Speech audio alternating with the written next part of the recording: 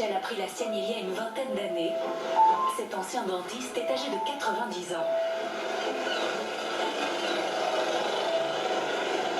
Je tombe et tous les 15 jours, je passe le rotofil pour faire les bordures. Ça, c'est un peu chiant, j'aime moins. Comme Michel et sa femme Claude, il y a près d'1 million de personnes de plus de 90 ans en France aujourd'hui. Un chiffre en constante augmentation. Là, c'est quelques années après notre mariage. On s'est mariés en 58. C'est ça, oui, c'est vrai. Claude et Michel ont eu 2 enfants et 4 petits-enfants. Ils ne veulent surtout pas devenir un poids pour leur famille. Même s'ils sont dotés d'un bon patrimoine génétique, ils ont décidé très jeunes de mettre toutes les chances de leur côté pour rester en forme le plus longtemps possible. Quand j'ai commencé mon métier de dentiste, j'ai vu que c'était un métier sédentaire et j'ai dit si je veux pas grossir, devenir énorme, avoir des problèmes, il faut que je m'équilibre, que je fasse de l'exercice et du sport, même si ça ne me plaît pas. Moi, je montais à cheval tous les jours. Et je ne faisais pas d'obstacles, mais je faisais du dressage. Aujourd'hui encore, Claude et Michel sont très actifs, pas question de se relâcher.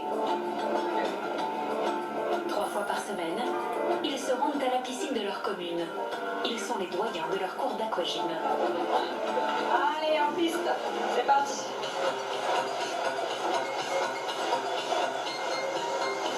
Allez, on lève les genoux. Allez, on accélère un petit peu avec le rythme.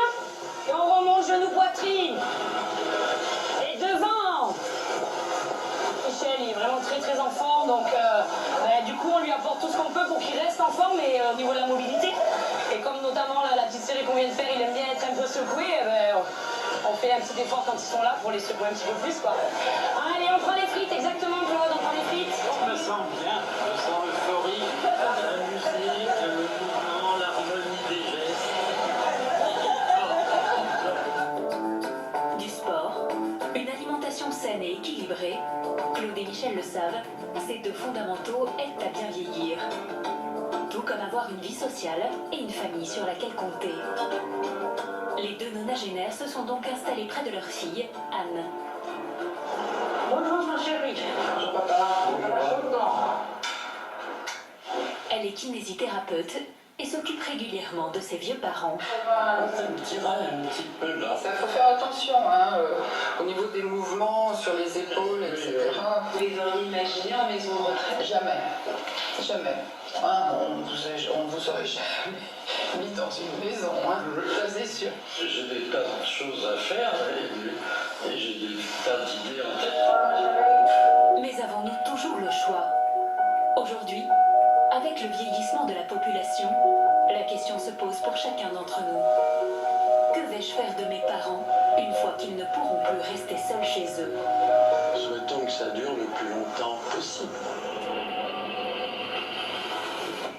En France, un tiers des personnes de plus de 85 ans s'installent en maison de retraite. Le plus